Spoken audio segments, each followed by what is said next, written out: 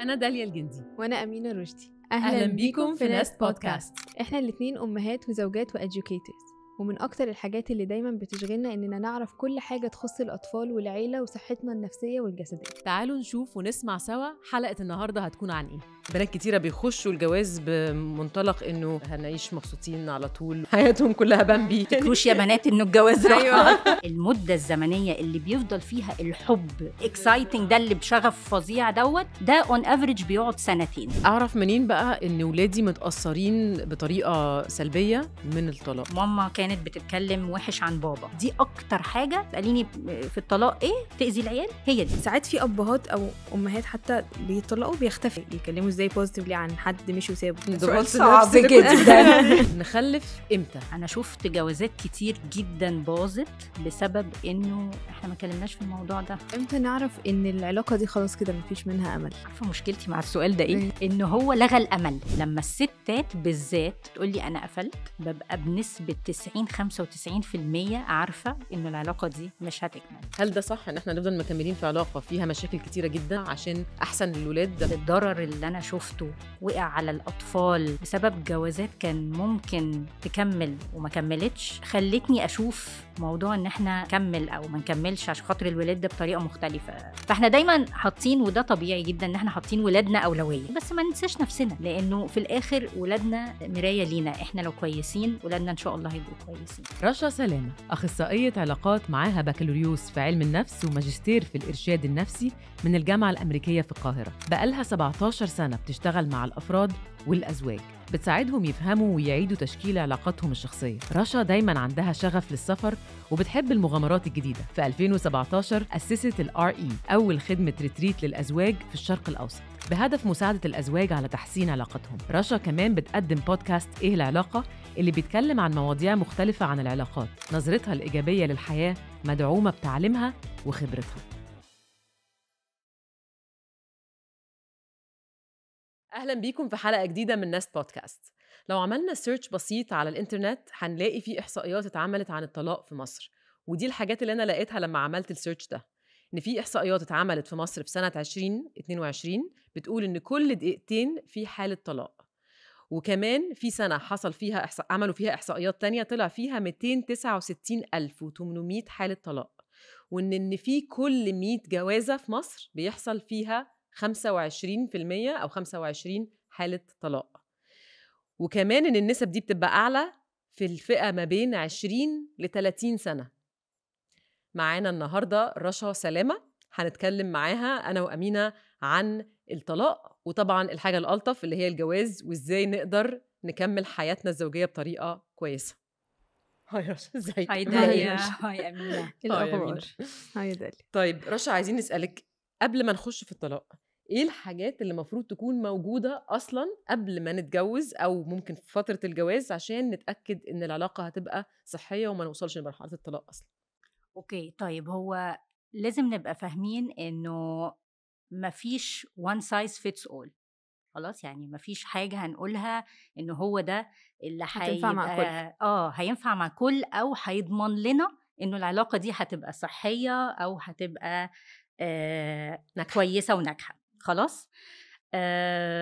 بس طبعا في حاجات عامة زي الاحترام، زي ان احنا نبقى بنتواصل مع بعض بطريقة صحية ومتفتحة، زي التقدير. كل الكلام ده موجود، وزي ما انتي قلتي كده جوجل سيرش بسيط هيوصلنا للمعلومات دي. تمام. بس يعني ايه لما اقول انه مش كل حاجة هتنفع مع كل الازواج؟ يعني ايه نو يعني مفيش one size fits all؟ يعني ايه؟ يعني مثلا حاجة زي الصراحة من الحاجات اللي واحنا بنعمل سيرش كده ممكن نلاقي ايه طلعت لنا انه الصراحة مهمة علشان العلاقة تبقى ناجحة، بس ده مش حقيقي. ليه؟ يعني مثلا انا فاكرة مرة، انا بالنسبة لي الصراحة والترانسبيرنسي او الوضوح دي حاجة مهمة جدا في علاقتي انا. تمام. انا فاكرة مثلا مرة كنا في العربية رايحين مشوار، وجوزي بيعلق لي بيقول لي الصورة دي شكلك فيها وحش، او التوب اللي انتي لابساه ده مش حلو عليكي، او حاجة كده. فبنتي قاعدة ورا اتخضت، قالت لي هو ينفع يقولك كده؟ فأنا قلت لها ساعتها، قلت لها انا بحب ان هو يبقى صريح معايا ويقول لي الحقيقه، وانه احنا هي دي طريقه التواصل، او احنا بنتعامل كده مع بعض، هو ده اللي بيريحني وبيريحه، فاحنا كده مستريحين. بس ممكن عند كابل تاني مثلا لا، ده يبقى مثلا نقطه حساسه، مش هيقدروا مثلا ان هم هياخدوا الكلام دوت بطريقه جارحه جدا مثلا. فعلشان كده بقولك مش كل حاجه موجوده على الانترنت مثلا تنفع لكل العلاقات، تمام؟ بس طبعا الاحترام مش هنختلف فيه، التقدير مش هنختلف فيه، ان احنا بنبقى بنتواصل حسب بقى التواصل، التفاصيل دي لازم نتناقش فيها. بس انا كراشة بقى عندي 4 حاجات انا دايما بنصح بيهم. اول حاجه إن إحنا في آية في سورة البقرة، في آخر سورة البقرة بتقول ولا تنسوا الفضل بينكم. أنا بالنسبة لي دي الموتو، الشعار بتاع حياتي في علاقاتي كلها، مع جوزي، مع أهلي، مع صحابي، مع ولادي.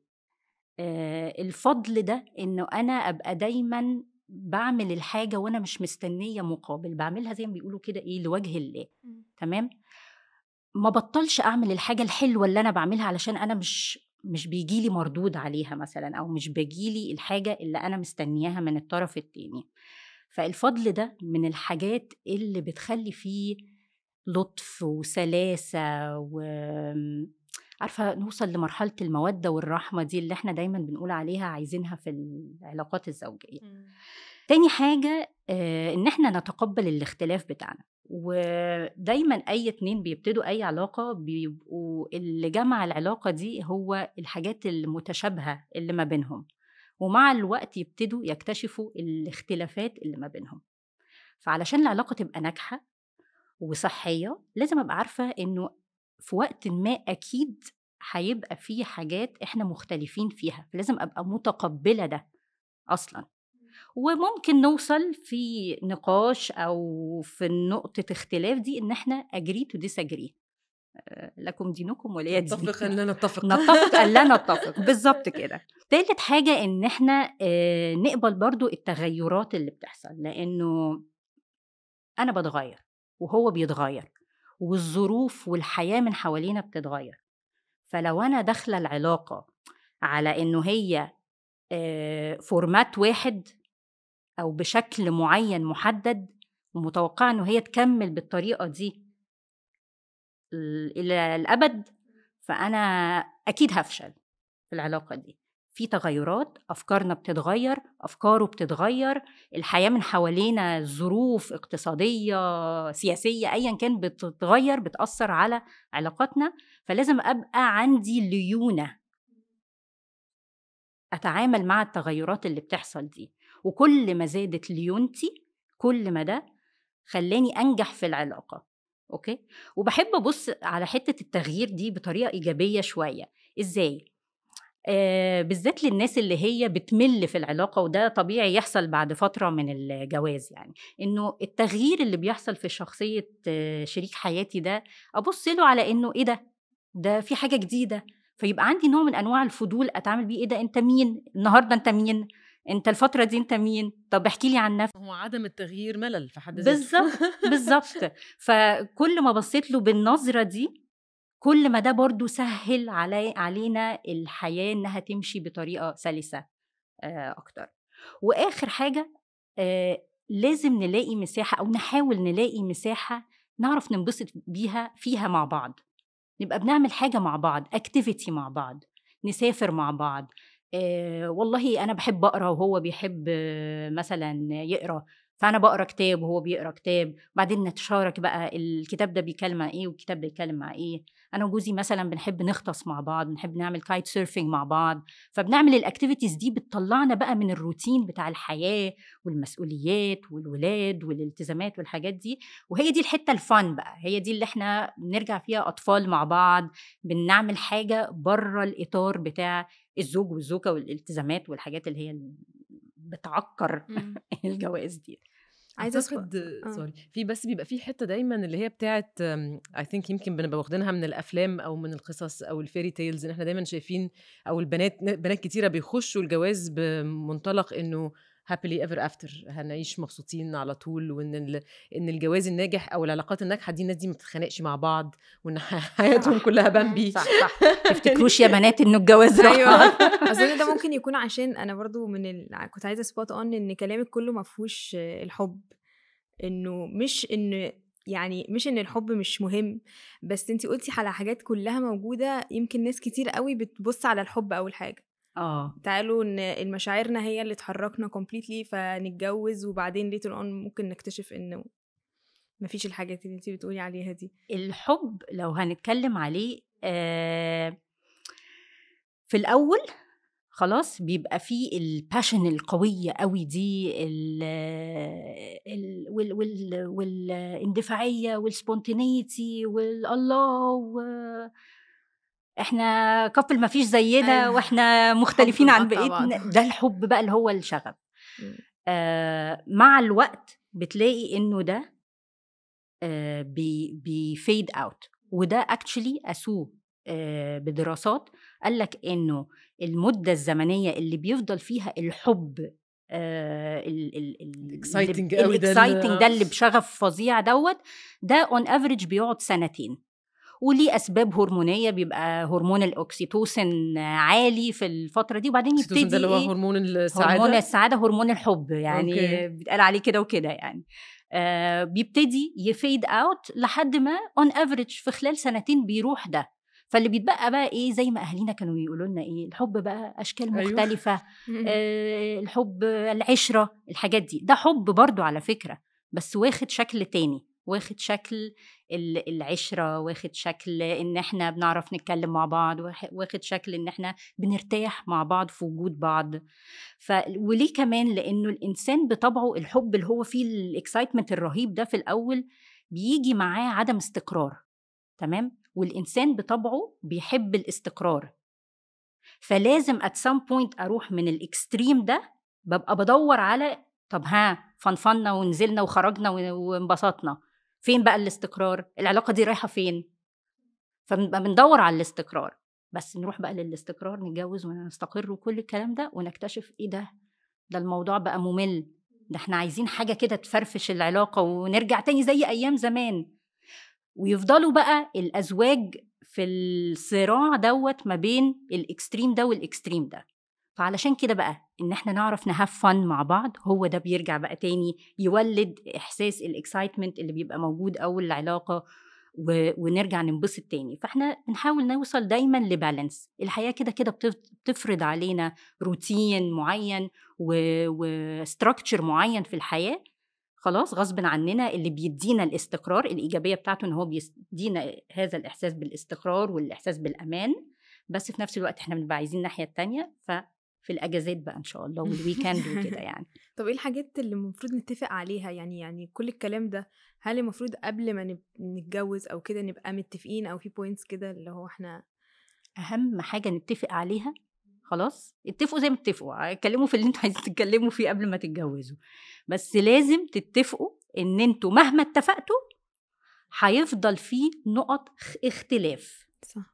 جوتمان اللي هم جون جوتمان وجولي جوتمان، 2 ساينتستس كبار قوي في أمريكا، عملوا دراسات كتير قوي على أكتر من ألوفات الأزواج يعني، وطلعوا بنتيجة قالك إنه 69 قولي 70% من الخلافات الزوجية هتبقى نفس الخلاف. بمعنى إيه؟ إن إحنا 70% من المرات اللي هنتخانق فيها مع بعض هتبقى نفس المشكلة. و30% التانيين عن حاجات مواضيع تانية ومشاكل تانية، بس 70% من المرات اللي هنختلف فيها هي عن نفس الموضوع. فإن احنا نتقبل إن احنا في اريا كده في حياتنا احنا مختلفين فيها، خلاص. فدي أول حاجة نتفق عليها قبل ما نتجوز، يعني إنه خلاص احنا عارفين إن احنا مثلا مختلفين في الحتة دي، فتمام زي ما قلنا كده ايه، نتفق على الأقل نتفق مثلا، أو لو عرفنا إن احنا نلاقي فيها يعني نقطة في النص كده ميدل بوينت، حد يضحي مرة أو نتقابل في حتة في النص، يبقى تمام. بس بشكل عام بقى في مواضيع تانية أنا بقى بقول للناس لا ركزوا فيها بليز، اتكلموا فيها قبل الجواز. الفلوس. خلاص، الفلوس من المواضيع اللي بتخلق مشاكل كتير جدا في العلاقات في الجواز. والموضوع ملهوش علاقة بالفلوس، يعني احنا لما نيجي نتناقش اكتر الفلوس بالنسبة لك ايه، بتمثل لك ايه. بالنسبة للناس هي وسيلة، في ناس تانية بالنسبة لهم هي غاية. فانت عايز تعمل ايه في الفلوس؟ طب لو بقينا معانا فلوس كتير في يوم من الايام قوي قوي قوي قوي هنعمل ايه؟ طب لو معناش فلوس وحصل اي حاجة هنعمل ايه؟ هنعيش ازاي؟ الكلام ده. طيب انا كواحدة ست بشتغل عندي فلوسي، طب هل هشارك في البيت ولا لا؟ طب انت كراجل مسؤولياتك المادية ايه؟ طب انا كست مسؤولياتي المادية ايه؟ الكلام ده كله نادرا لما تلاقي ازواج بيتكلموا فيها ويبصوا يلاقوا نفسهم بقى اتصدموا بالواقع بعد الجواز، وتدي يحصل بقى ايه؟ مشاكل. المشكلة عمرها ما بتبقى في الفلوس نفسها، دايما الموضوع ما وراء الفلوس. فكرة بقى انه هو مثلا، دي بسمعها من ستات كتير قوي يكتشفوها بعد سنين جواز، انه ده انا اكتشفت انه هو مستخسر فيا. راجل مثلا يقولك ايه ده، انا بحس ان هي بتستغلني، متجوزاني عشان خاطر فلوسي. هي مش خاطر فلوسك، هي يعني في ابعاد بتبقى ورا كل ده. فواحنا بنتناقش بقى في التوبيك الفلوس ده هيطلع بقى كل الايه، الاكسبكتيشنز بتاعت كل واحد عامله ازاي، الحاجات اللي هي من مستخبيه تحت مفهومي انا عن الفلوس ايه. فهتعرفني بنفسي وهتعرفني بشريك حياتي، ونقدر نفهم بعض اكتر. ولو في حاجه احنا جذريا مختلفين عليها بره القيم بتاعتي والمبادئ بتاعتي، يبقى تمام، لحقنا الموضوع قبل ما ايه. في ناس كتيرة بتتكسف انها تفتح مواضيع زي دي، بتتكسف تتكلم في موضوع الفلوس عشان ما تبانش ان هي مادية او فهي متهيألي محتاجين نشيل الحرج عن فكرة حاجة زي دي، لان في الاخر انتوا هتعيشوا طول حياتكم مع بعض، فيعني هو الحرج هيجي بعدين، يعني هيجي بعد كده لما نيجي نتخانق على بالظبط كده بالظبط. فلا احنا تاني عشان كده بأكد الموضوع ملهوش علاقة بالفلوس على قد ما احنا بنكتشف بالظبط المادة بشكل عام بتمثل لي ايه او بتمثل لك ايه. فهي دي. في موضوع تاني بقى ممكن يبان ساذج شوية، بس برضو بالذات في أول الجواز بيخلق برضو نوع من أنواع الايه، المشاكل صغنطوطة كده. أول يوم العيد هنقضيه فين؟ رمضان، أول يوم رمضان عند مامتك ولا عند أهلك ولا عند أهلي؟ هنسافر مع أصحابنا ولا لوحدنا؟ الحاجات دي كلها. العيد هنقضيه مع الأهل ولا فين؟ فالمناسبات والحاجات دي برضو حلو إن احنا دي من الحاجات اللي ايه، نتجوز ونفجأة نلاقي نفسنا ايه ده، والخناقة تطلع مع أول مناسبة تطلع. فبرضو يا جماعة ده موضوع كده ممكن يبان ساذج، بس حاولوا تتكلموا فيه برضو قبل الجواز، هيساعد جدا، يعني هيخليكوا تتفادوا مشكلة بجد هي يعني أبسط من كده. وأنا يعني نصيحتي في الحتة دي إنه مرة ومرة. تالت حاجة بقى الحدود الشخصية والحدود بتاعت أسرتنا إحنا. الحدود الشخصية دي مثلا زي الحاجات اللي أنا بحبها وما بحبهاش. أنا ما بحبش مثلا إنه حد من صحابك يزورنا فجأة، أو أهلك يزورونا فجأة. فدي برضو مهمة إن احنا برضو نتناقش فيها. بيتنا، أسرتنا، احنا الصغنطوطة دي أنا وإنت، إيه الحدود اللي احنا متقبلينها، إيه الحدود اللي احنا مش متقبلينها.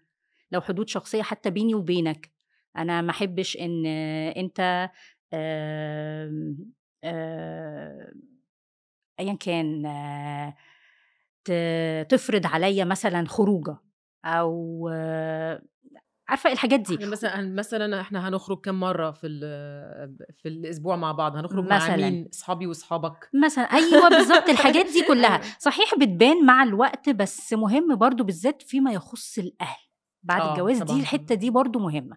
يعني ممكن صحابي وصحابك والكلام ده نكتشفه واحنا ايه بنتعرف على بعض فترة الخطوبة الكلام ده، بس بقى البيت والجواز والحدود بتاعتنا احنا الاثنين في البيت ايه مع الآخرين، دي مهم ان احنا نتكلم فيها. وحاجة تانية كمان الخلفة. انا شفت جوازات كتير جدا باظت بسبب انه احنا ما كلمناش في الموضوع ده، وبعدين اتجوزنا واكتشفنا ايه ده مش عايز يخلف، او هي مش عايزه تخلف، او اتكلمنا ممكن يكون في الموضوع كده عدينا عليه يعني ايه من فوق الوش، وحد انا لقيت مثلا جوزي بيقول لي لا انا مش عايزه اخلف، او شريكي بيقول لي انا مش عايزه اخلف، هيغير رأيه. وانا مش متاكده. ايوه، يا اما اقول هيغير رايه، او انا مش متاكده اقول وانا زيك انا كمان. انه في بنات كتير بتعمل القصه دي، بتبقى عايزه مجرد ترتبط وخلاص، تنازلات تضحيات تنازلات تضحيات لحد ما. لا انا على فكره ما كانش قصدي، لو مش عارفه قولي مش عارفه، لو انت مش عارف قول مش عارف. انا شفتها both ways يعني من ناحيتين، مش بس يعني ست مش عايزه تخلف وراجل مش عايز يخلف، والمرتين المشكله يعني دي ادت الى مشكله انتجت عنها طلاق. فدي برضو من المواضيع المهمه اللي احنا هنتكلم فيها قبل الجواز. طبعا، ما دي من الحاجات اللي يعني بسمعها كتير فعلا، وبشوف ناس كتيره بتتغاضى عن الحاجات دي وفي الاخر بتعمل مشكله. طب ليتس سي ان احنا خلاص احنا اتجوزنا، خلاص عملنا البلان واتفقنا واتكلمنا في كل حاجه، نخلف امتى؟ لان طبعا في ناس بتقرر ان هي تخلف، بتقول يعني خلاص بيتجوزوا فبيخلفوا على طول، او في ناس بتقول لا هنستنى سنه سنتين عشان نعرف بعض اكتر. هل في حاجه احسن من التانية؟ بصي، الخلفه بدري ليها مميزات وعيوب، والخلفه متاخر ليها مميزات وعيوب. انا خلفت بدري، ولادي الاثنين كانوا الاثنين ورا بعض خلاص. ساعتها كنت صغيره وكنت حاسه ان انا يعني عمري بيضيع مني خلاص. النهارده بقول دي احلى حاجه حصلت لي، لان انا النهارده في سني الحمد لله، صحتي، ولادي كبار، اقدر بقى يعني اعمل حاجات اللي انا اسيبهم واسافر، اقدر اشتغل، اقدر اعمل اي حاجه يعني انا بحبها، مش وهم خلاص كبروا بقوا يعني independent، يعني بقوا مستقلين. بس برضو كان في فترة أنا حاسة إنه لا، أنا اتأخرت في كاريري، أنا ما بعملش حاجة غير إن أنا قاعدة بحمل وربي بعملش حاجة في حياتي. شبابي ضاع بالظبط. والناحية التانية برضو صحابي اللي دلوقتي بشوفهم في سني مخلفين ولادهم لسه صغيرين هلكانين، يعني انبسطوا وعملوا كاريرهم وكل الكلام اللي انا كنت بشتكي منه، بس هم عمالين يجروا ورا عيال صغيرين في النادي. يعني فحسب كل واحد، ده رزق من عند ربنا في الاول في الاخر، مش فارقه التوقيت. ممكن نتكلم، ممكن نتفق، ممكن نتناقش في الموضوع، بس هو في الاول في الاخر رزق من عند ربنا. المهم ان احنا نبقى مستعدين، واحنا يعني متفتحين ومستعدين نفسيا للخطوة دي، ان احنا بنجيب بني ادمين على وش الارض يعني طبعا هيبقى من عند ربنا، بس احنا في الاخر مسؤولين ان احنا نخلي بالنا منهم ونحافظ عليهم ونطلعهم اسوياء في العالم مش سوي قوي اللي احنا عايشين فيه ده دلوقتي. طب لما يكون في بينا مشاكل في البيت مثلا، ازاي نتعامل معاها، مع الاختلافات اللي هتحصل ما بيننا دي، وازاي نعملها بشكل ما يضرش بيه اولادنا يعني، او ما يبقاش قدامهم بشكل مثلا يأذيهم نفسيا؟ اوكي، اهم حاجة ان احنا الاختلافات دي ما نخافش منها، لانه في ناس كتير جدا بتتفادى المشاكل فما يتخانقوش مع بعض، بس ايه اللي بيحصل؟ تلاقي فيه تراكمات من المشاعر السلبية. الموقف ممكن يعدي، بس الشعور اللي أنا حسيت بيه في الموقف ده ما بيختفيش، بيقعد جوه كده ويتراكم، يجي الموقف اللي بعده يتراكم خلاص، واحنا ما بنتخانقش، بنعدي شايلين جوه. شايلين. الشيل ده بيوصلنا للحالة اللي هي عارفين لما نقول كده ايه، احنا قفلنا من بعض، انا قفلت منه، انا قفلت منها. القفلة دي وحشة جدا، فالأحسن إن احنا نتخانق أوكي؟ بس نتخانق إزاي؟ تمام؟ فأول حاجة not to shy away من الخناقة، ما نتكسفش إن احنا نتخانق أو ما نتفاداش الخناق، نتخانق بس نشوف هنتخانق إزاي. طيب نتخانق إزاي؟ احنا كده كده هنختلف فهنتخانق، مش هو ده السؤال؟ صح؟ طيب هتخانق بإني أول حاجة هعملها إن أنا أسمع. يا جماعة احنا بنسمعش بعض، فلازم نسمع بعض واحنا بنتخانق. احنا عندنا حاجة اسمها الاكتيف listening او اللي هو الانصات، مش السمع. اني انصت للي قدامي ده يعني اسمعه من غير ما احكم عليه، من غير ما احاول اعمل اي نوع من انواع البروسيسنج في مخي، ان انا اشوف بقى اترجم هو بيقول ايه واحلل واعمل علق على ايه علق على ايه، فاهمه؟ كاني بلغي مخي دلوقتي ان هو يشتغل، وما بركزش على حاجه غير ان انا اسمع بنيه ايه؟ افهم. الانصات هو السمع بنيه الفهم، ان انا افهم اللي قدامي ده عايز يقول ايه، هو جاي منين، وجهه نظره ايه، مش مهم انا ايه خالص في الموضوع ده. دي بدايه ان احنا نقعد ونتكلم او نختلف فنتخانق بطريقه ايجابيه. خلاص. والصعب في الموضوع دوت انه الايجو هنا بيدخل بتاعنا، لا انا لازم اثبت نفسي، انا لازم اثبت اللي انا بقوله هو اللي صح. فلازم برضو ابقى عندي وعي بالايجو بتاعي، فاحاول ان انا احجمه واسمع اللي قدامي عايز ايه. ونحاول ان احنا دايما يعني في شويه خطوات كده برضو جوتمان قالوا لنا عليها، ان احنا نحاول نتفادى النقد، نحاول نتفادى ان احنا عارفه في ناس لما بيتكلموا، يعني مثلا انا بكلمك وانتي باصه الناحيه التانية خالص، عارفه عامله لي ستون وولينج كانك ما بترديش. وفي نوع تاني ان هو ايه، هقعد اسف عليكي بقى واحنا بنتخانق. فكل ده محتاجين نتفاداه واحنا بنختلف وفي وسط الخناقه، ونسمع بعض، وان احنا نحاول ان احنا التون بتاعنا واحنا بنتكلم يبقى هادي. بص يا داليا، انا زعلانه منك علشان خاطر 1 2 3.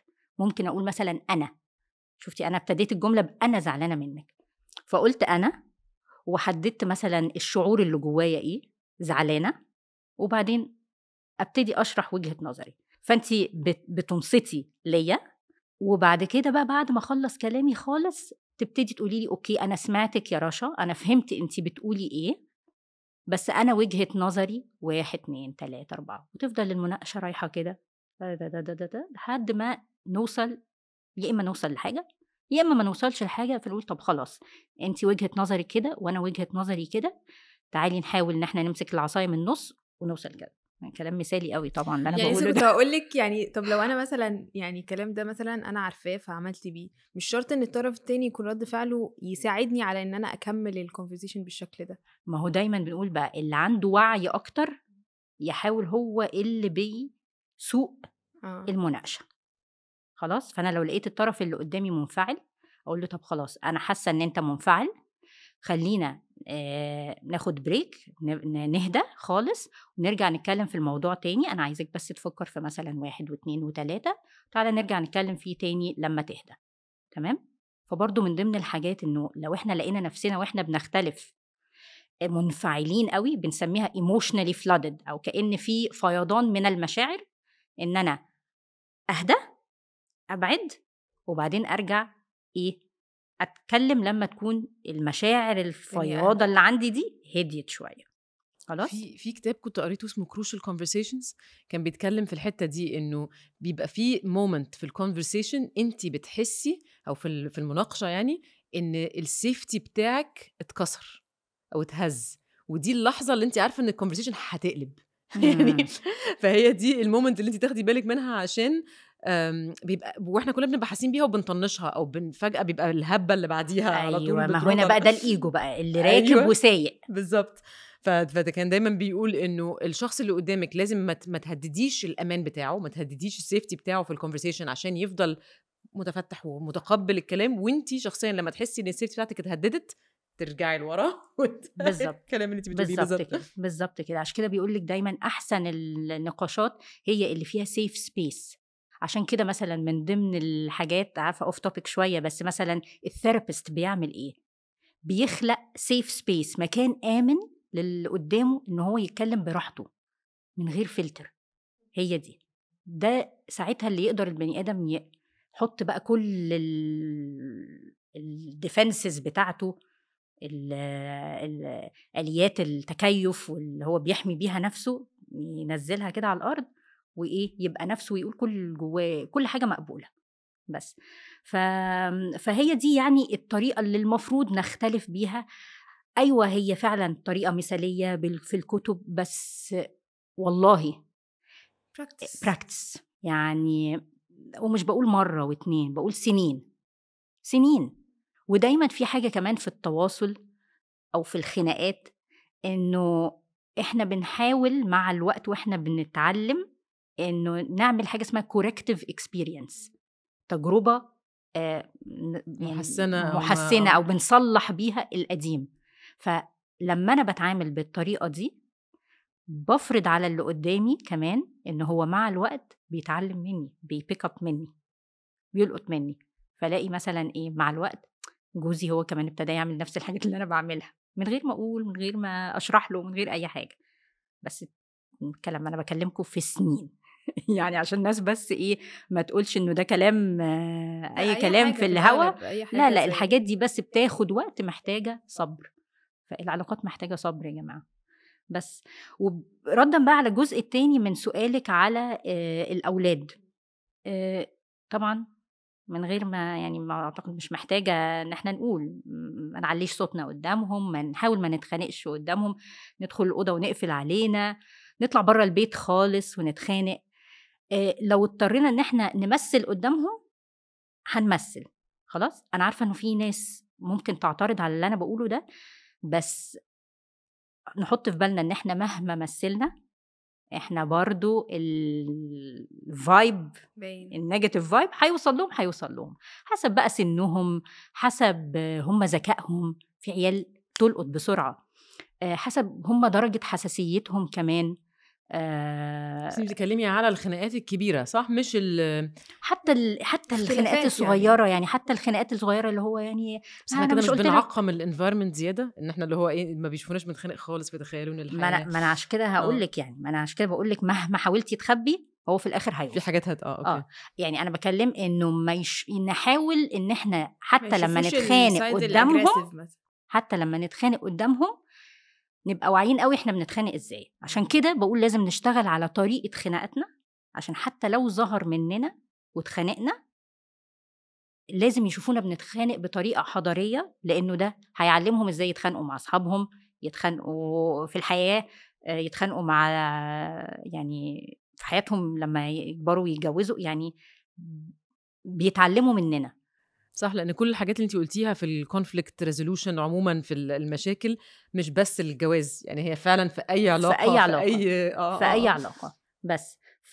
بس نحاول ان احنا بالذات لو هم حساسين قوي او لو هم صغيرين، فاهمه، ما عندكيش المساحه ان انت تتكلمي معاهم. يعني انا ولادي كبار، ممكن لو شافوني انا وجوزي دلوقتي بنتخانق اقعد اتكلم معاهم واقول لهم بصوا الموضوع ملهوش علاقة بيكوا، احنا الناس الكبار بنتخانق مع بعض، لا حصل اختلاف بس في يمكن 1 2 3، بس ما تقلقوش. يعني أنا فاكرة بنتي وهي صغيرة لما ابتدت توعى كده على فكرة انه عندها صحاب في المدرسة اهاليهم اتطلقوا، بقت لو شمت بس ان احنا بنتخانق تيجي تقول لي مامي انتوا هتتطلقوا.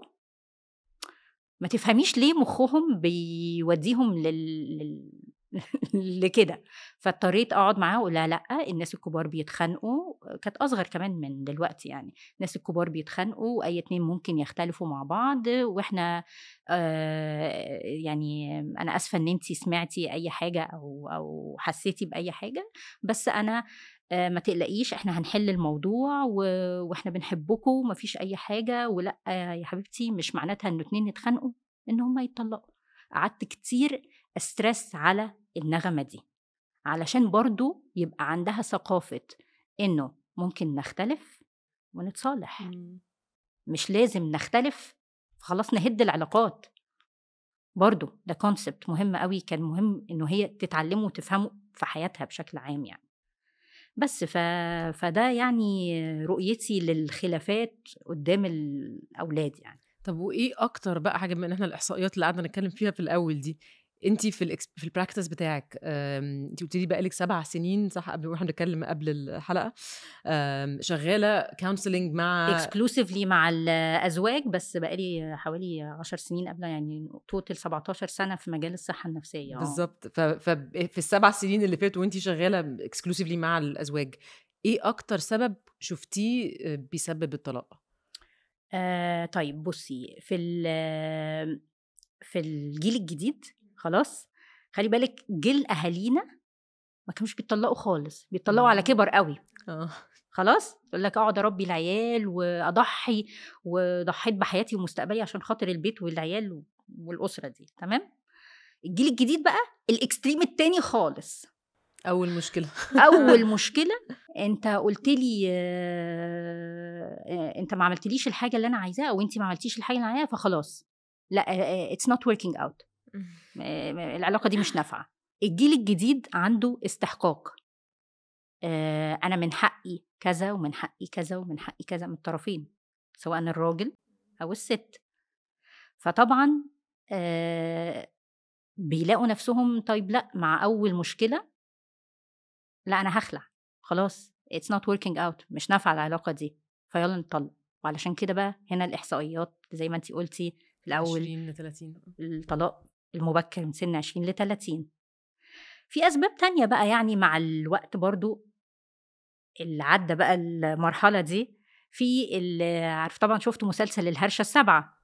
خلاص، ففي كده كل 7 سنين بيقولوا لك انه بيحصل تغيير بشكل عام. تمام. على فكره التغيير ده انا عرفت من بنت اختي الصغيره، يعني بيقول لك التيست بادز بتاعتك، يعني حتى التذوق يعني حاجه ما كنتش بتحبي طعمها ممكن تحبي طعمها. ذوقك صح. انا بنتي لسه فعلا مغيره حاجات، بتقول لي انا بطلت احب، مش لسه بنتكلم في الموضوع. ايوه ابيرنتلي يعني ذوقك بيتغير، رؤيتك بتتغير. فعشان كده برضو يقول لك ايه، انه احنا في العلاقه بنتغير مثلا. فالتغييرات اللي بتحصل دي برضو بيبقى فيه نوع من أنواع التوقعات في العلاقات، من ضمن الأسباب اللي بتؤدي إلى الطلاق. حاجات تانية كمان، فكرة إن إحنا زي ما قلنا ما بنتكلمش ما بنتخانقش، فبيحصل تراكم للمشاعر السلبية تؤدي للقفلة دي. خلاص أنا مش قادرة أكمل، أو في وقت بيجي مثلا تنفجر فجأة، فالانفجارة دي بتبقى برضو بتبوظ، برضو بتطلع بقى حاجات كتير قوي، فبتبقى هادمة ممكن جدا. كنت عايزة أقول كمان في حتة إن أنا أسكت وما أتكلمش دي وأكبت مشاعري، القفلة دي حسب ما أنا شفت، لما الستات بالذات تقولي أنا قفلت، ببقى بنسبة 90-95% عارفة إنه العلاقة دي مش هتكمل. اشمعنى؟ ما عنديش دراسة تؤكد الكلام ده، بس بقولك ده اللي أنا لاحظته من خلال شغلي وكده. اشمعنى؟ علشان خاطر الست بتستحمل، والست بتعدي، والست بتحاول تيجي يمين، تحاول تيجي شمال، تجرب حاجات. هي انا الومها بس انه هي ما حاولتش تتكلم، او حتى لو حاولت تتكلم بس ما اتسمعتش من الطرف التاني. عشان كده عدم السمع، عدم الانصات، ده من ضمن اسباب اللي بتؤدي للطلاق. احنا ما بنسمعش بعض، انا مش فاهمه انت عايزه ايه، انت مش فاهمه انا عايزه ايه، طب خلاص احنا مش عارفين نتواصل باي شكل، فخلاص انا مش سعيده وانت مش سعيد، فبالتالي مش عارفين نكمل. فده برضو بيوصل للطلاق. الراجل لو حصلت له القفلة دي ممكن يرجع يشوف، نلاقي طرق ان احنا نريبيلد تاني، نرجع نبني تاني العلاقة. بس الست بلاقيها صعبة جدا، لأنه هي بتبقى حسبت حسبتها للآخر خالص يعني. وعلشان كده يعني فاكره في واحد من اللي طلقوا مره قال لي الست بتكون لما بتطلب الطلاق بتكون بجد قصدها، لما بتطلبه بجد طبعا مش اللي هو طلقني لا، لما تكون بجد قعدت كده وخلاص انا مش عارفه اكمل، انا عايزه اتطلق، بتكون فكرت يعني للاخر. بس وطبعا من ضمن الأسباب التانية اللي بتؤدي برضو للطلاق هي الإهمال، إن احنا نهمل بعض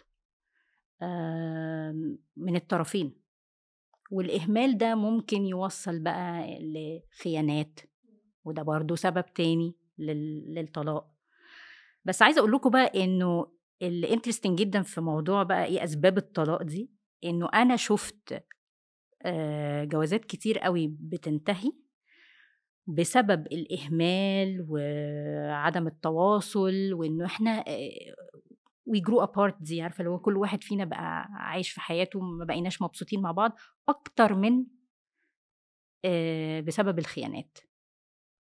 يعني بشوف واللي شفته خيانات كتير قوي، أزواج كتير جدا عدوا بتجربة الخيانة دي، وبالرغم من كده عرفوا إن هم يرجعوا ويتغاضوا ويلاقوا طريقة إن هم يكملوا مع بعض تاني.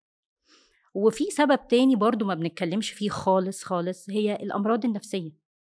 لما بيكون في حد عنده من الطرفين مرض نفسي، في حالات كتير قوي بتأدي للطلاق، لأنه معاشرة شخص بمرض نفسي ممكن تكون من أصعب الحاجات اللي ممكن حد يمر بيها في الحياة. يعني ممكن تبقى أصعب من تجربة فقد حد عزيز عليكي، فبيبقى تفاصيل المعيشة صعبة.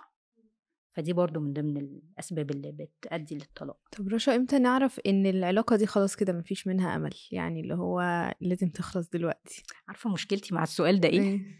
إن هو لغى الأمل. ودايما في أمل. بجد، مش احنا قلنا عمالين نتكلم عن التغيير التغيير التغيير التغيير، فوانس ان انا قلت انه مفيش امل، يعني كده معناته انه حصل تغيير وانا ما عنديش المرونة ان انا اتعامل مع التغيير ده، فبالتالي كده هو ده اللي موصلني انه خلاص مفيش امل. بس طول ما في امل، طول ما انا عندي مرونة يعني. بس ساعات بيحصل حاجات بتبقى بقى، عارفة الحاجات اللي انت كنت بتقولي عليها في الأول اللي هو الاحترام والحاجات دي، في حاجات بتحصل بتهد ده.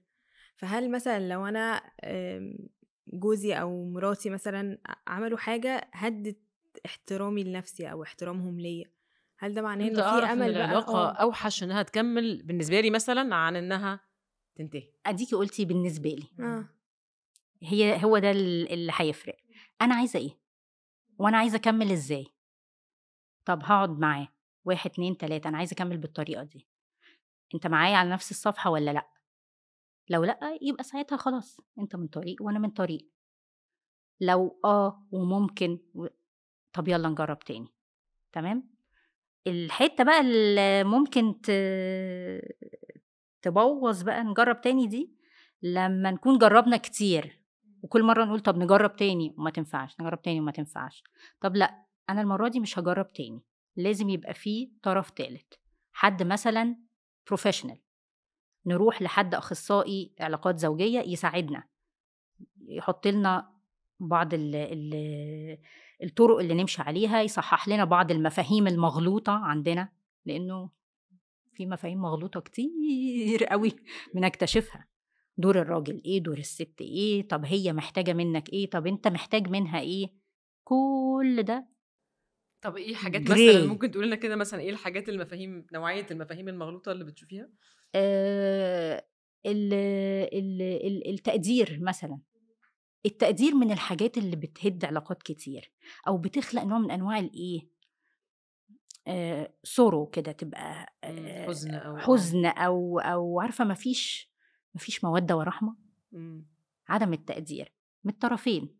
طيب في طرف مثلا يحب التقدير ده يبقى بالكلام، في حد تاني يحب التقدير ده يبقى بالافعال، بس اللي بيعمل بالافعال للطرف التاني، الطرف التاني مش مترجم انه ده تقدير. ايوه، عارفه الفايف لانجويجز، الواحد يكون فاهم ان كل واحد ليه حاجه مختلفه يعني. بالظبط كده. فكل الحاجات دي لما تبتدي كده توضحيها وتحطيها قدام الزوجين بطريقه بسيطه وسهله، يبتدوا يعملوا براكتس واحده واحده. بس اهم حاجه انه تتخلصي من الأوجاع القديمة برضو، لأنه في ناس بيبقى عندها صعوبات تتخلص من الأوجاع القديمة اللي مرت بيها في العلاقة دي، أو ممكن تكون من علاقة تانية. ويعني مش عارفة ايه اللي فكرني بالنقطة دي دلوقتي يمكن، بس برضو فكرة السبورت، السند. علاقات كتير قوي بتخش في حتة شائكة جدا بسبب انه موقف حصل وانا ما لقيتكش او ما لقيتكيش واقفة جنبي في الموقف ده. طب انا كنت يعني موجودة، انا شايف ان انا كنت يعني واقف جنبك في الموقف ده. لا، انت كنت مديني مساحتي زيادة عن اللزوم. لا، انا كنت محتاجة منك 1 2 3. المفروض يتقال من الاول عشان فانا وليتي كده كل الحاجات دي محتاجة يعني تتفصص كده وتبقى واضحة. والفضل بقى، الفضل اللي كنت بتكلم عليه في الأول، العفو، نسامح. خلاص، ما اللي قدامي غلط وهو يعني أو عمل حاجة مش اللي أنا مستنياها منه، مش بسوء نية. افتراض سوء النية ده يا جماعة مشكلة في العلاقات. لو بتعامل مع طب استني بقى، مش بتسأليني أنهي العلاقة إمتى؟ ولا لو أنا طول الوقت بتعامل مع حد ومفترضة سوء النية، ده هو عايز يأذيني، ده هو عايز يغلس، قاصد يضايقني، قاصد يغلس عليا. ايه كمية سوء النية اللي موجودة دي؟ مش هينفع. لازم ابقى مع شريك حياتي في البيت ملتمساله حسن النية، 99% من الوقت يعني، والا ما اتجوزوش اصلا.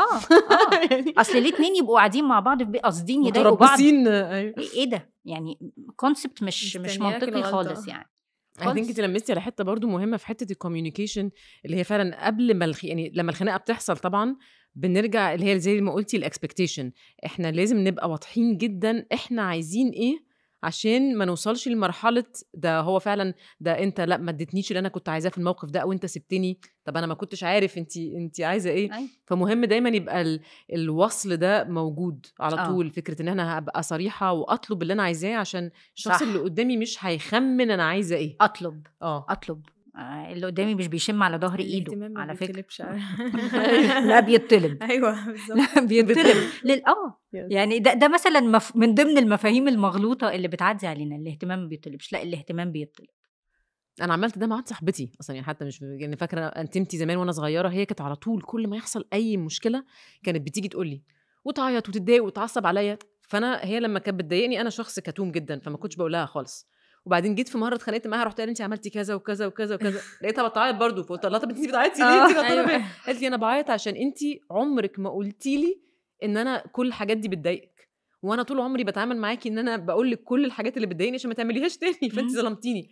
انا من ساعتها صراحه اخدت قرار ان لو انا زعلانه من حد وما قلتلوش انا زعلانه ليه، او ما عملتش الكوميونيكيشن ده من الاول، مش هزعل منه لان دي غلطتي انا، غلطتك انت. بالظبط فلازم اقول والله ما عملش بقى ساعتها، ده كلام تاني خلاص. بس بما اني قلت ووضحت انا محتاجه ايه وطلبت الحاجه، تمام، يبقى ساعتها بقى انا رميت الكوره في ملعبه بقى، اتفضل الكوره هي دخل عليا خش وجيب جون يعني، فاهمه يعني؟ مش ما عملش كده بقى، ده موضوع تاني. شكرا انكم بتسمعونا النهارده. لو عجبكم اللي سمعتوه او استفدتوا ولو بحاجه صغيره جدا، يا ريت تعملوا لايك وشير وسبسكرايب علشان نقدر نوصل المعلومات دي لاكبر عدد ممكن من الناس اللي ممكن تكون محتاجه فعلا تسمعها، وكمان عشان نقدر نفضل نجيب ضيوف ذو قيمه في مجالاتهم علشان نستفيد من خبراتهم. وشكرا جدا على دعمكم لينا اللي من غيره ما كناش هنقدر نعمل البودكاست ده، اللي بنتمنى انه يساهم في نشر الوعي وتحسين جوده الحياه لينا وللاجيال اللي جايه. تعالوا نرجع للحلقه. انتي كنتي برضو قلتي من شوية على فكرة أهالينا زمان كانوا بيكملوا في علاقات عشان خاطر الولاد. هل ده صح ان احنا نفضل مكملين في علاقة فيها مشاكل كتيرة جدا ومش عارفين نحلها عشان أحسن للولاد، عشان ما نسيبهمش أو ما نطلقش أو ما ننفصلش؟ زمان لو كنتي سألتيني السؤال ده كنت هقولك لا طبعا، محدش يقعد في علاقة وهو مش مبسوط عشان خاطر الولاد، تمام، علشان خاطر طبعا أي جو سلبي في البيت بيأثر على الولاد والكلام ده. بس الصراحة مرت عليا تجربة طلاق لصديقة عزيزة عليا، وهي اللي فتحت لي عناية في الموضوع ده جدا. قالت لي لو يرجع بيا الزمن عمري ما كنتش خدت تجربة طلاق دي، يعني ما كنتش هروح للسكة دي، كنت هقعد واستحمل عشان خاطر ولادي. فلو لو قادرين ان احنا نضحي ونستحمل عشان خاطر ولادنا ونكبر دماغنا ونحاول نلاقي طرق، اصل ساعات كتير قوي بطلق لاني متخيله انه خلاص انا مش هقدر استحمل الكلام ده انيمور خلاص، بس بكبر وبتغير وبشوف الدنيا منظور تاني، ببتدي الاقي السعاده بشكل تاني. بصي استقرار البيوت والألفة ما بين الزوجين دي نعمة من عند ربنا ورزق. في ناس ربنا كاتب لهم ده ممكن، وفي ناس يمكن مش هو ده قوي. أنا عارفة أنه الكلام ده ممكن ما يبانش علمي قوي، بس ده اللي أنا شفته في حياتي. بس الضرر اللي أنا شفته وقع على الأطفال بسبب جوازات كان ممكن تكمل وما كملتش، خلتني أشوف موضوع إن إحنا لو مش مبسوطين نكمل أو ما نكملش عشان خاطر الولاد ده بطريقة مختلفة شوية يعني. فأحاول إن أنا أبقى سعيدة، يعني هقول للستات اللي هي قاعدة في علاقة عشان خاطر ولادها في البيت وهي ممكن مش أسعد حد مع جوازاتها، استعينوا بربنا، حاولوا ان انتوا تلاقوا السكينة والسعادة عن طريق طرق تانية، وحاولوا تقعدوا لو قادرين تستحملوا طول ما هو الموضوع مش جاي عليكوا ان انتوا خلاص بقيتوا انتوا مش كويسين. حسب العلاقة عاملة ازاي وحسب الليفل استحمال الشخص. بالظبط. لو قادرة تقعدي وتستحملي وتلاقي سعادتك بطريقه تانية، انا ما بقولش تقعدي وتستحملي من غير ما تكوني على نفسك وتبقي كئيبه من غير ما تكوني سعيده، لا لازم انت تبقي كويسه. ليه؟ علشان خاطر برضو لو احنا بنعمل كده عشان خاطر ولادنا، ف يعني there is no point ان انا ابقى تعيسه وعايشه ومهمومه وده بينعكس على ولادي. لا مش هو ده الهدف. احنا الهدف في الاول في الاخر هم الولاد. فلو هدفي الولاد فلازم ابقى كويسه إلى حد ما علشان خاطر أعرف أخلي بالي من ولادي يعني. فده الشفت اللي حصل لي في الكام سنة الأخرانيين في القضية دي يعني. طب لو قررنا مثلا نتطلق خلاص، إزاي بقى نوصل لأولادنا القرار ده بشكل بسيط وصحي ليهم؟ بصي السؤال ده أحسن نسأله لحد خبير في سيكولوجية الطفل بصراحة. دي مش حتتي، أنا حتتي الكبار تتعاملوا إزاي مع بعض وإنتوا بتتطلقوا، تعملوا إيه، إنتوا تبقوا كويسين إزاي عشان خاطر ده قدام ولادكم.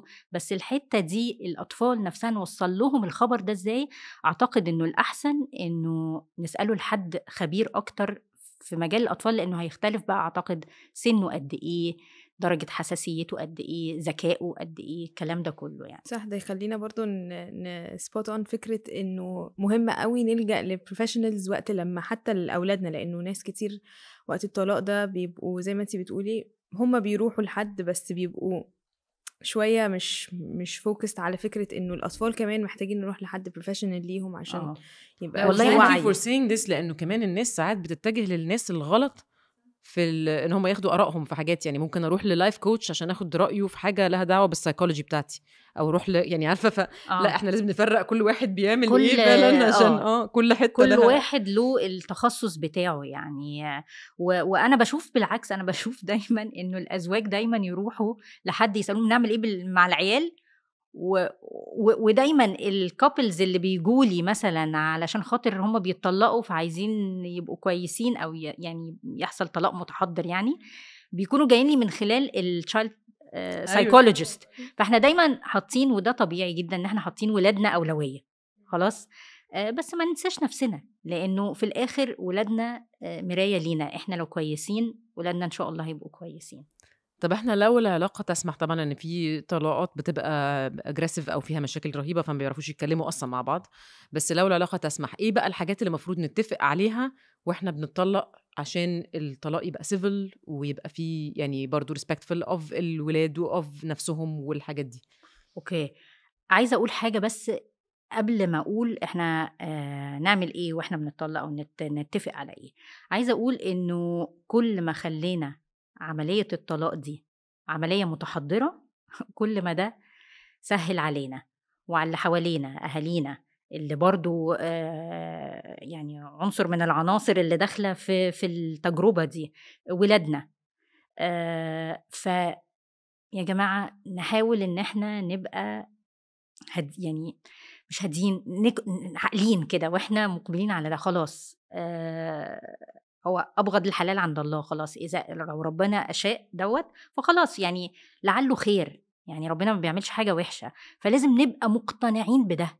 انا مش داخله على حاجه وحشه فبالتالي بقى محتاجه اطلع كل السيوف والاسلحه اللي عندي، لا، انا داخله على تجربه مؤلمه ما بقللش منها خالص، ولكن انا عايزه اطلع منها بأقل الخسائر، فده مهم جدا. فلو هنيجي بقى نتكلم نتفق على ايه، هنتفق مبدئيا مين هيطلع من البيت، الولاد هيبقوا قاعدين فين، هل هيقعدوا شوية عندك شوية عندي، هاخدهم ونروح نقعد عند أهلي. التفاصيل دي كلها محتاجين نتفق عليها. وطبعا دايما نراعي الولاد رقم 1 في الاتفاقات دي. ايه اللي هيريح الولاد، ايه اللي احسن لهم، هو ده اللي احنا نحاول ان احنا نعمله. هنضطر طبعا تاني نرجع ونقول نتكلم في الفلوس. طب الصرف في الكلام ده بالظبط. فاحنا لو متكلمين بقى من الاول ممكن الموضوع يبقى اسهل. وبصراحه بشوف رجاله كتير قوي بيبقوا لا انا اولادي مش هستخسر فيهم ومفيش حاجه، مش هبخل عليهم ومفيش حاجه هتتاثر والكلام ده كله. وطبعا بتشوفي النماذج التانية بتاعت بقى طبعا بهدله، شوفي انت قلوي دراعها بالفلوس.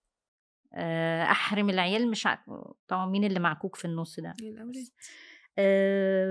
الاجازات برضو دي بشوفها برضو خلافات بتحصل. طب العيد هيقضوه معايا ولا معاك؟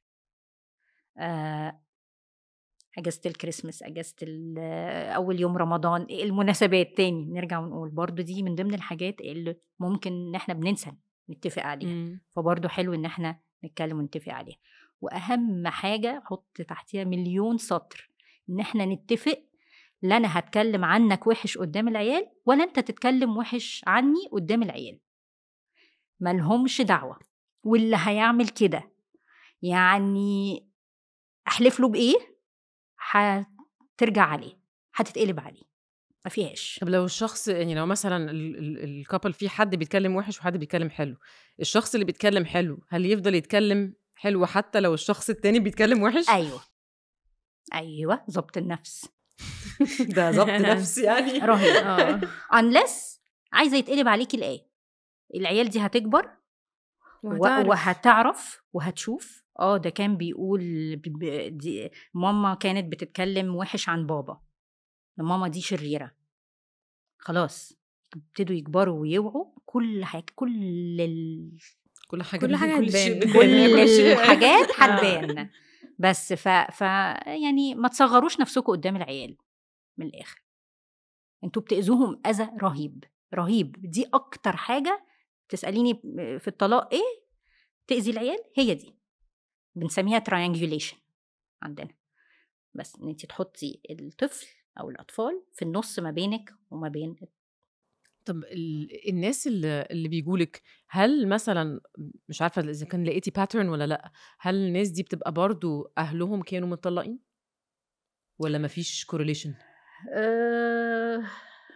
يعني مش حاجه يمكن انا مركزه فيها قوي. لانه هي بتختلف حسب درجه الوعي. يعني في ناس اهاليهم بيبقوا متطلقين،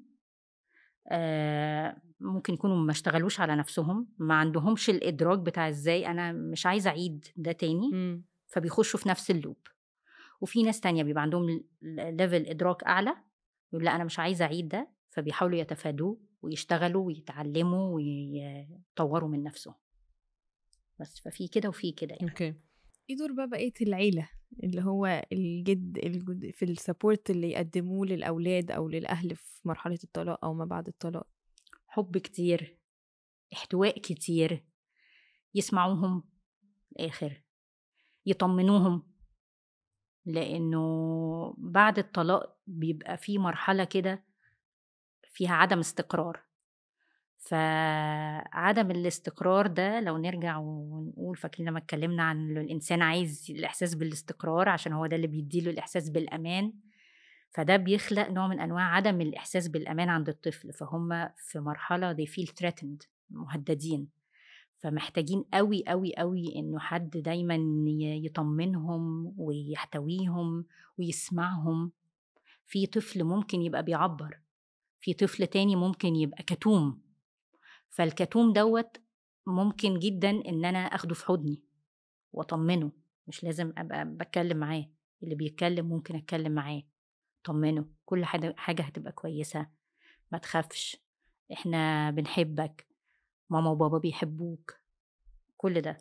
فده مهم جدا إنه الجدود يعملوه، ممكن حتى أصدقاء يعني محيطين. طب وازاي بقى في الفترة دي؟ طبعا اكيد بتبقى صعبة، انا بسمع كتير ان هي بتبقى almost تروما يعني، لان بيبقى في احساس فقد رهيب من الناحيتين. اكيد انت بتفقدي كل حاجة يعني. اعتقد كنت لسه بتفرج على فيديو مريم مدحت كانت عاملاه، وكانت بتتكلم على فكرة الفقد، ان انت بتفقدي، انت مش بس بتفقدي زوج، انت بتفقدي بيت، ممكن تفقدي عيلة، اصحاب، حاجات كتيرة. فانا ازاي اتعامل مع نفسيتي كحد في وسط حاجة زي دي؟ اعمل ايه؟ صح، الطلاق فقد، وبيمر بنفس مراحل الفقد بالظبط، يعني زي ما يكون حد فقد حد عزيز عليه.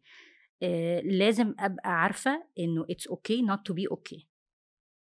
لازم أتقبل إنه أنا بمر بمرحلة صعبة في حياتي. عندنا بتندرج تحت major life events، زيها زي الوفاة، زيها زي الحروب، زيها زي الكوارث الطبيعية، الحاجات دي.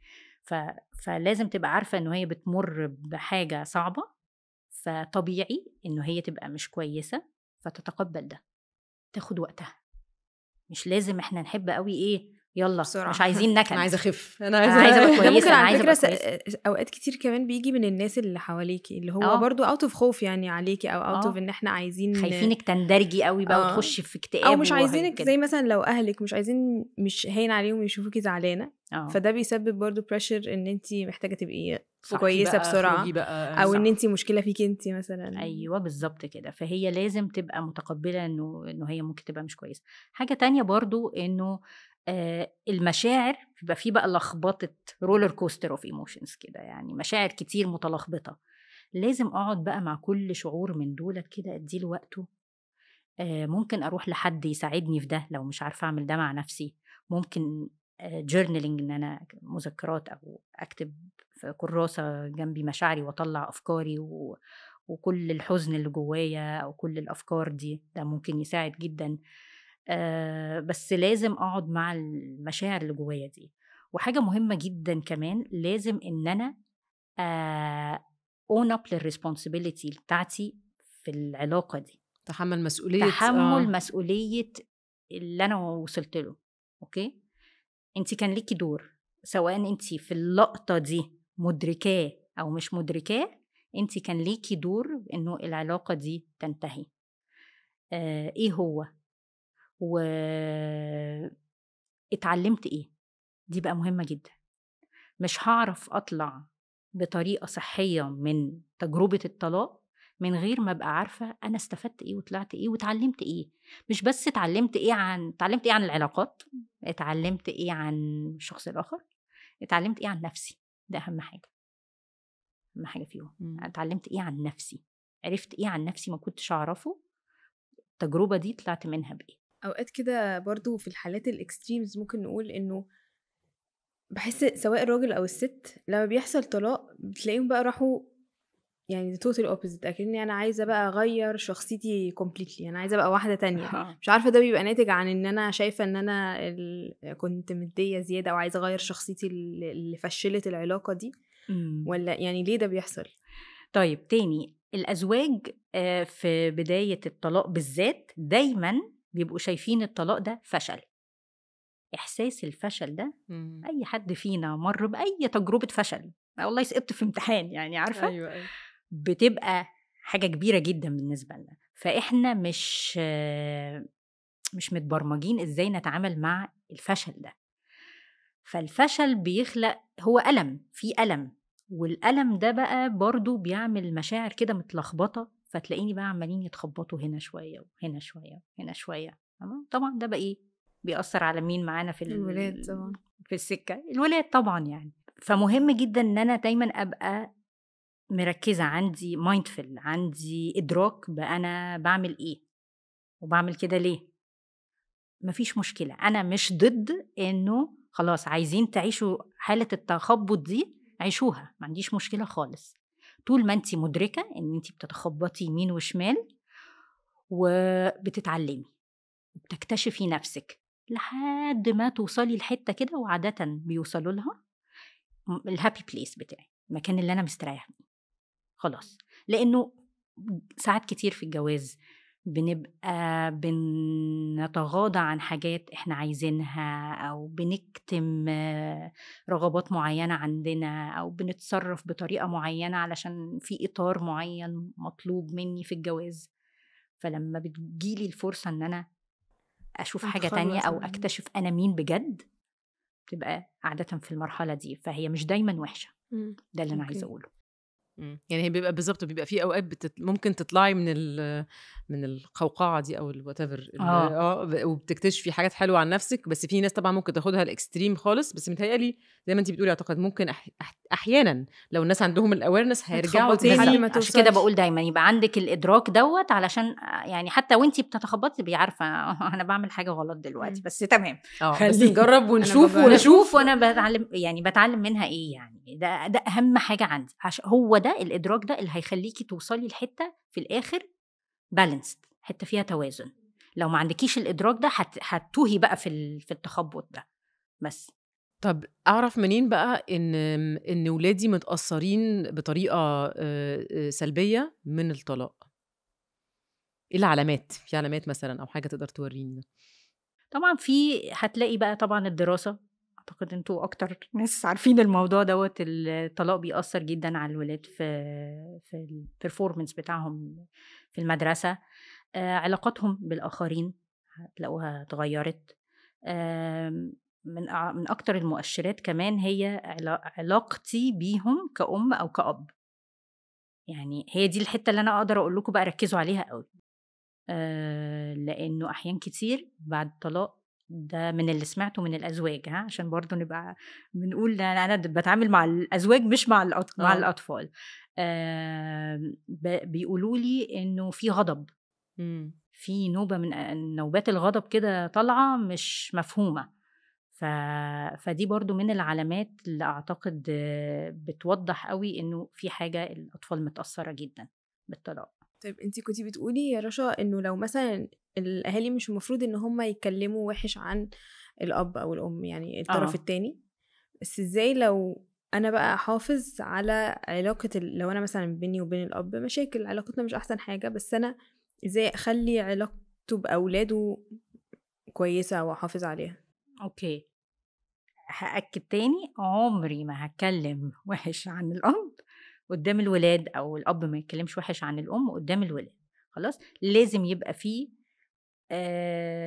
channel of communication ما بيني وما بينه، يا إما دايركت يا إما ثرو حد تاني كبير، بس العيال لا. مش ثرو الولاد بقى كلم انت باباك، ما وصلش معلومات من خلال الطفل بالظبط خالص. ودايما أحبب ولادي في مامتهم، أو أحبب ولادي في باباهم مهما حصل. كلمت باباك، طيب مش عايز تخرج معاه. الحاجات دي كلها مهمة جدا، علشان يعني ساعات الولاد بيبقوا مش فاهمين الموضوع كله على بعضه، فبيبقى عندهم غضب أو متضايقين من طرف معين، هم في وجهة نظرهم شايفين هو ده السبب. طب رشا، في اوقات انا حتى اكشلي شفتها من شغلي مع الاطفال، ساعات في ابهات او امهات حتى يعني في طرف بيطلقوا بيختفي خلاص انت اصلا بيشيل ايده كومبليتلي من حياة الطفل. فغصب عن الطرف التاني، او لما يتسأل او لما يجي يتكلم، ما هو برضو مش عارف يقول ايه ولا يحببه في الطرف التاني ده ازاي، يكلمه ازاي بوزيتيفلي عن حد مشي وسابه. يعني ده سؤال بص صعب نفس اللي كنت جدا.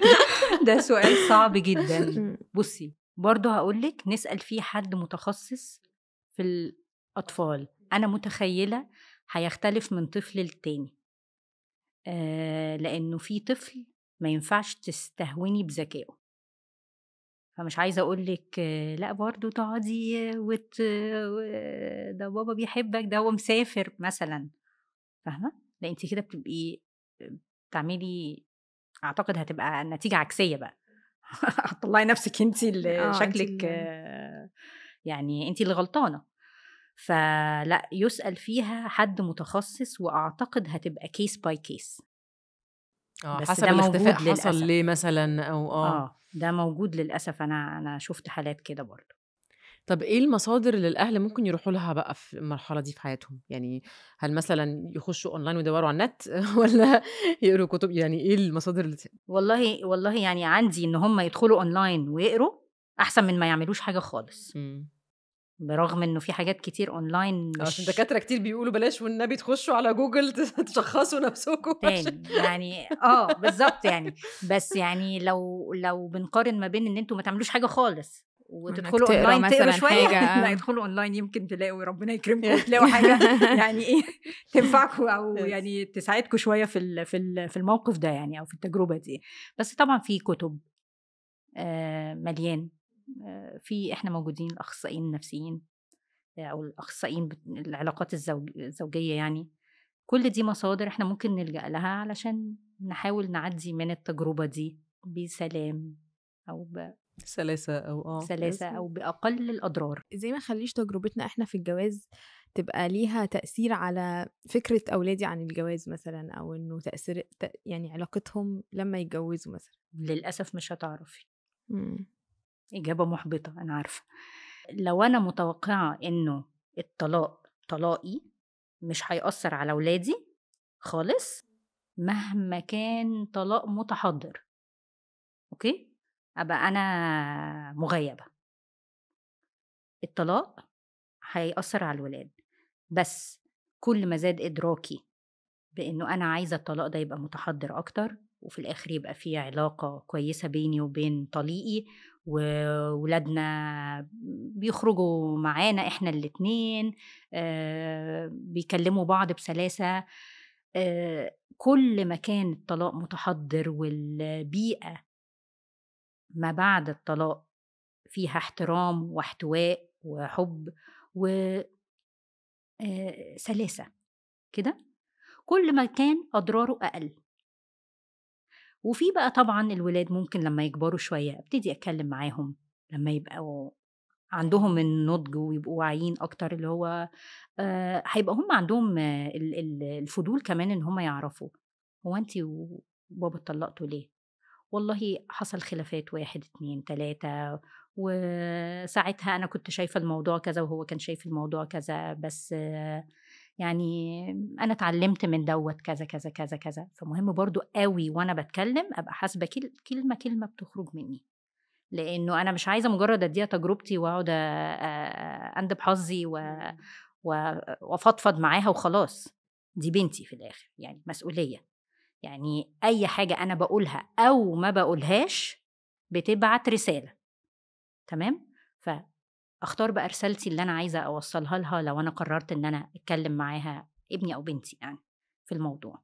طيب امتى بقى ابتدي افكر ان انا ممكن اتجوز تاني او ادخل في علاقه تانية بعد الطلاق؟ وازاي اشرح لاولادي ده؟ وايه برضو الحاجات ايه ايجابيات ان انا ادخل في علاقه تانية او اتجوز تاني او سلبياتها؟ طيب بس أهم حاجة يا جماعة بس لو هتتجوزوا تاني مش مباشرة بعد شهور العدة، ده طلبي الوحيد الشخصي. لأنه أولا ده مش وقت كافي إن أنا أكون لحقت اتعلمت من التجربة السابقة بتاعتي علشان أدخل في تجربة تانية. أوكي، فأدي نفسي وقت وأدي ولادي وقت، لأنه الحاجات دي بتاخد وقت علشان خاطر الأولاد كمان تستوعبها يعني. أهم حاجة وأنا بأقبل على يعني جواز تاني ان انا ما اقولش لاولادي جمله بقى بسمعها من اهالي كتير جدا: مش انت عايز ماما تبقى مبسوطه، او مش انت عايز بابا يبقى مبسوط، فانا هتجوز تاني. ده مانيبيوليشن رهيب رهيب. طبعا الطفل هيقول لك كده يعني. فارجوكوا تفادوا الجمله دي at any cost يعني. الكلمه دي غلط جدا. لو هم كبار شويه في السن ممكن بقى اشركهم في القرار.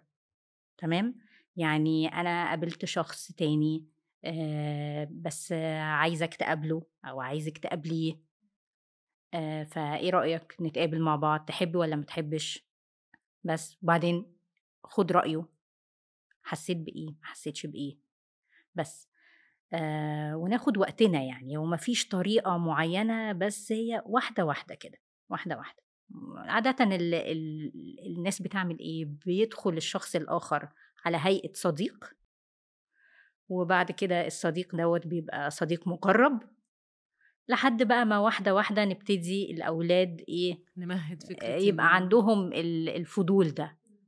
بس فساعتها أنا بحس إنه أحسن حاجة إن إحنا نشركهم في الشخص. أنت رأيك إيه أو أنتي رأيك إيه؟ طيب أنتوا أوكي لو إحنا ارتبطنا وعملنا عيلة تاني مع بعض ولا لأ؟ في أطفال هتلاقيهم متقبلين ده جدا، وفي أطفال تانية لأ، هيبقى عندهم نوع من أنواع الريزيستنس، مش يعني هيبقى الموضوع صعب وتقيل على قلبهم. فهي هتختلف من طفل للتاني، بس أهم حاجة الوقت، إن احنا نبقى واحدة واحدة كده. بالنسبة بقى للإيجابيات والمشاكل اللي ممكن تحصل من الجواز التاني، الإيجابيات خلينا نقولها الأول، إن احنا بنرجع نبني عيلة تاني. فبوصل لولادي إنه كونسبت العيلة ده مهم بالنسبة لي. فكرة الفرصة التانية، إنه مش لازم علشان خاطر إحنا مرينا بتجربة مثلا سيئة سيئة من الجواز خالص، فخلاص لا، إحنا ممكن نجرب تاني. فده برضو أنا بعلم ولادي حاجة في الحتة دي.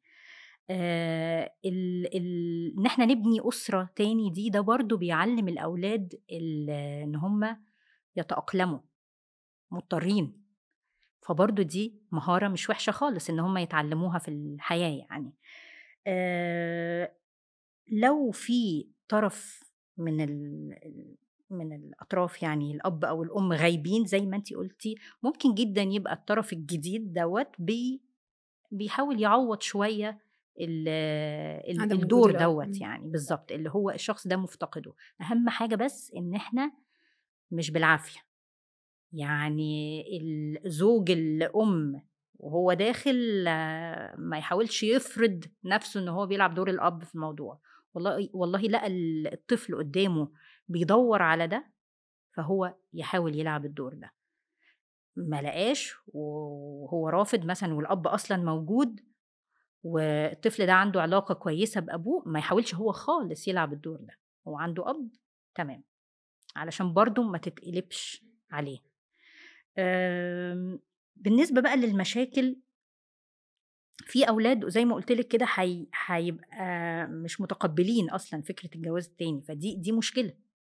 طيب 2 بيحبوا بعض وشايفين إن هم ممكن يبنوا أسرة سعيدة مع بعض، سند لبعض في الحياة. لأنه برضو لما بتسمعي تجربة الطلاق من الراجل أو من الست، بيبقى صعب عليهم إن هم يعيشوا الحياة لوحدهم، محتاجين كومبانيون، محتاجين شريك في الحياة يقف معاهم في الموقف الفلاني، يلاقوا حد يكلموه لما كاوتشة العربية تفرقع على الطريق. يعني أيا كان مواقف صغيرة كتير جدا تلاقي الستات محتاجة راجل فيها، والراجل محتاج ست تطبطب عليه وتسنده لما يحصل له مشكلة في الشغل، يفضفض معاها بكلام يعني. فهنا الطفل المتعنت ده بيبقى مشكلة، محتاجين نشوف هنتعامل معاه ازاي. ممكن يكون محتاج وقت زي ما قلنا and so on. من ضمن المشاكل التانية السخافات بقى اللي بتحصل من الطليق أو الطليقة، يعني دي كلاسيك. زي ما بيقولوا كده يعني. ده انا سمعت ان هو هيجي، طب هطلع عينه، طب هطلع عينها، هاخد الولاد، هغلس في الفلوس. ده انا شفت ساعات برضو يحاولوا يرجعوا لبعض مجرد لعبة بس علشان خاطر ما ترجعش تتجوز تاني. فكمية ألاعيب يعني مش قادرة أقول، يعني مش عارفة أقول إيه عنها الصراحة يعني. بس وبعد كده طبعا وانس إنه حصلت الزيجة التانية دي، إن هم بقى يستقروا في البيت جديد أيا كان السيت اب هيبقى إيه. ساعات بتبقى الست بس هتروح تقعد معاه ويك اند أو أيام معينة، وبعدين تقعد ترجع بيت أولادها تقعد معاهم. ساعات كلهم بقى بيتجمعوا في بيت واحد مع بعض. السيت اب الجديد دوت بيحتاج وقت إن هم يتأقلموا، ويعني يبقى سهل على الجميع، على كل الأطراف. رشا، احنا عندنا عادة كده في آخر كل حلقة بنحب نسأل الجست ايه أكتر حاجة انتي ممتنة بيها ان أهلك عملوها معاكي من وانتي صغيرة، وايه أكتر حاجة كان نفسك يعملوها وما عملوهاش؟ ممكن لو كنت صغيرة كنت أفتكر لك حاجات يعني إيه كان نفسي أهلي يعملوها معايا وما عملوهاش. بس بمناسبة الحلقة دي، أنا أهلي متطلقين من وأنا عندي 16 سنة. ودي ممكن تكون معلومة ناس كتير قوي ما تعرفهاش عني. وللأسف اللي كان نفسي يعملوه ما يعملوهوش، إن هم يحطوني في النص ما بين خلافاتهم. فدي الحاجة يعني اللي افتكرتها واحنا بنتكلم عن الموضوع ده. بس غير كده الصراحة هم عملوا حاجات كتير قوي قوي قوي قوي أنا ممتنة ليهم جدا إن هم عملوها، لأن هم متفتحين جدا وادوني المساحة إن أنا أعرف نفسي. يعني كفاية إن هم سمحوا لي إن أنا أدرس سايكولوجي بعد ما كنت داخلة إن أنا هدرس هندسة. انتوا فاهمين ده وقت أهالينا ده معناته إيه؟ فلا بصراحة هم علموني كتير وادوني مساحة إني أجرب حاجات كتير في حياتي، سفر وكورسات، تجارب حياتية حتى. يعني حتى طلاقهم أنا ممتنة ليه، لأنه علمني كتير عن نفسي أول حاجة. على الإدراك عندي جدا جدا عن العلاقات وأهميتها. فما فيش حاجة أقدر أقول إن هم يعني كان نفسي يعملوها لي وما عملوها ليش، لأن هم ادولي كتير بصراحة. وده كلام ممكن بندركه على كبر شوية، إنه أنا متقبلة إن هم عملوا أحسن ما كانوا يقدروا يعملوه، given اللي هم عارفينه، اللي هم متخيلين إنه هو ده أحسن حاجة هم عملوه. بس فلا أنا ممتنة ليهم جدا، ويعني أشكرهم وربنا يخليهم ليا الاتنين يعني يا رب. يا رب. ثانك يو رشا، احنا كمان ممتنين ليكي جدا بجد، وكانت حلقه مفيده جدا يعني وفيري انترستنج، واعتقد ناس كتير هتستفاد من المعلومات اللي قلناها النهارده. ده حقيقي. يا ريت يعني انا اللي عايزه اشكركم ان انتوا اديتوني المساحه دي، وان احنا فعلا اتكلمنا. يمكن في اول موضوع كان محدد عن الطلاق بس تطرقنا لمواضيع تانية، فده كلام يعني اتمنى انه هو يفيد الناس. و يعني ان شاء الله لو احتاجنا بقى نعمل حلقات تاني بقى اكيد توضيحيه. ايوه طبعا، ايوه لا حاجات بقى على حاجات حتت معينه كده سبيشاليزد. ثانك يو داليا، ثانك يو امينه، ثانك يو فيري ماتش. شكرا لكل اللي تابعونا واللي سمعوا حلقتنا. استنونا في حلقه جديده من ناست بودكاست.